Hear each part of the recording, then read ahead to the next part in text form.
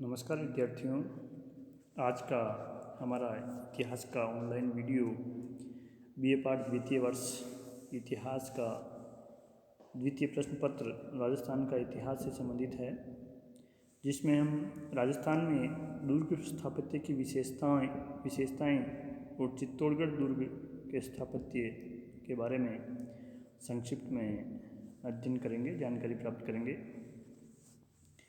राजस्थान में हमें अनेक छोटे बड़े दुर्ग देखने को मिलते हैं। शासक और सामंत अपने निवास, सुरक्षा एवं संपत्ति को रखने के लिए दुर्गों का निर्माण करवाते थे।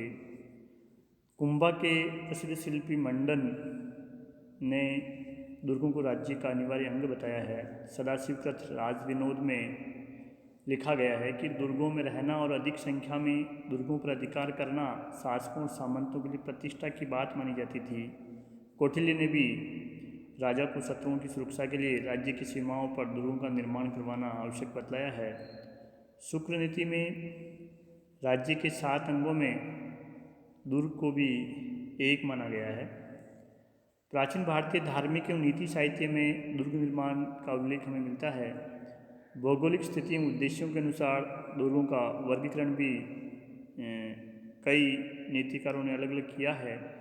शुक्र नीतिकार ने दुर्गों के 9 प्रकार बताए हैं, जिसमें पहला है एरण दुर्ग। ऐसा दुर्ग जो खाई, कांटों और पत्थरों से जिसका मार्ग दुर्गम हो, एरण दुर्ग कहलाता था। पारिक दुर्ग, ऐसा दुर्ग जिसके चारों ओर बहुत बड़ी खाई हो, उसे पारिक दुर्ग कहा जाता था। पारित दुर्ग, जो दुर्ग चारों तरफ ईंट, पत्थर तथा मिट्टी से बनी बड़ी बड़ी दीवारों के परकोटों से सुरक्षित हो, पारित दुर्ग कहा जाता था। वन दुर्ग, ऐसा दुर्ग जिसके जो जंगल में बना हो, जिसके चारों ओर बड़े बड़े कांटेदार वृक्षों का समूह हो, उसे वन दुर्ग कहा जाता था। धानवन दुर्ग, जो दुर्ग रेगिस्तान में बना होता था, जिसके चारों ओर दूर दूर तक रेत होती थी, उसे धानवन दुर्ग कहा जाता था। जल दुर्ग, जिसके चारों ओर पानी भरा हो, उसे जल दुर्ग कहा जाता था। गिरि दुर्ग, ऐसा दुर्ग जो पहाड़ी पर बना हो, जैसे चित्तौड़ है, कुंभलगढ़ है, रणथंभौर है, ये गिरि दुर्ग के उदाहरण हैं।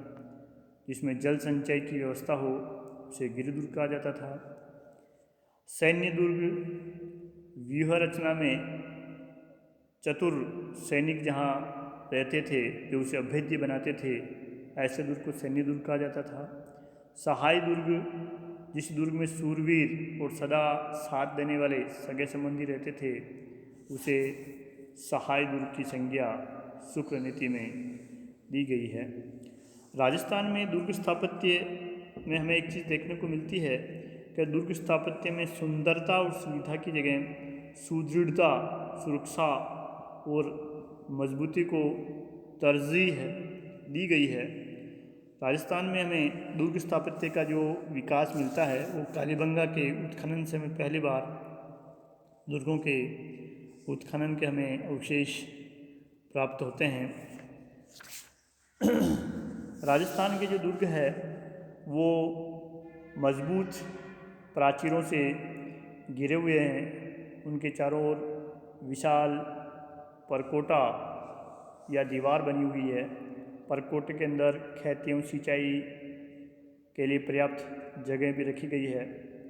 अभेद्य बुर्जें, जहाँ से सैनिक जो है दूर दूर तक शत्रु पर रूसी गतिविधियों पर निगाह रखते थे, बनी हुई हमें मिलती है। दुर्ग के चारों ओर गहरी खाई, जैसा कि जूनागढ़ दुर्ग के चारों ओर बनी हुई है, ये भी हमें मिलती है। प्रत्येक दुर्ग के अंदर शस्त्रागार, जलाशय, अन्न भंडार इत्यादि मिलते हैं। संकट काल में शासक वर्ग के दुर्ग से बाहर निकलने के लिए गुप्त प्रवेश द्वार तथा सुरंगें भी बनी हुई थी। राजप्रसाद तथा सैनिकों के आवास गृह भी सभी दुर्गों में मिलते हैं। पानी की व्यवस्था के लिए जलाशय के और टाँके हमें इन दुर्गों में मिलते हैं।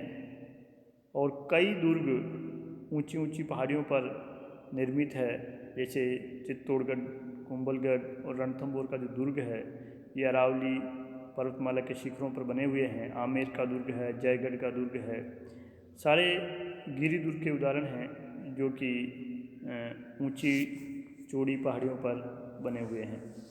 तो इस प्रकार राजस्थान में जो दुर्ग स्थापत्य है उसमें सुरक्षा का, मजबूती का और सुदृढ़ता का ज़्यादा ध्यान रखा गया है।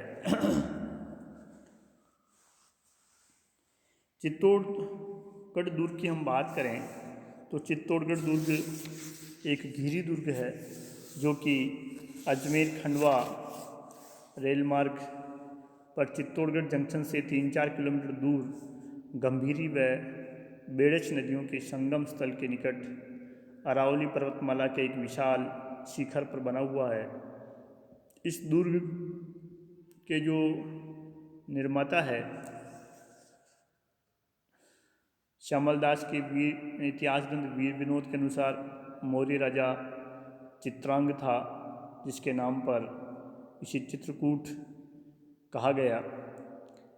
समुद्र तल से ये 1850 मीटर ऊंचा है। इसकी लंबाई लगभग 5 किलोमीटर व चौड़ाई 1 किलोमीटर है और 7वीं शताब्दी में इस दुर्ग का निर्माण मौर्यवंशी शासकों द्वारा करवाने का उल्लेख हमें प्राप्त होता है।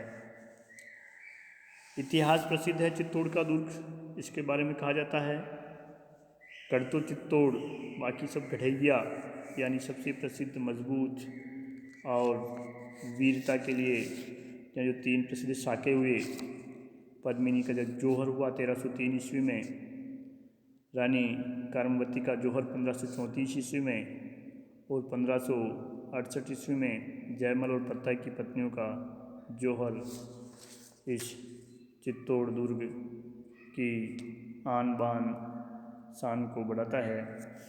यह गिरि दुर्ग चारों ओर से सुदृढ़ दीवारों से, प्राचीरों से घिरा हुआ है।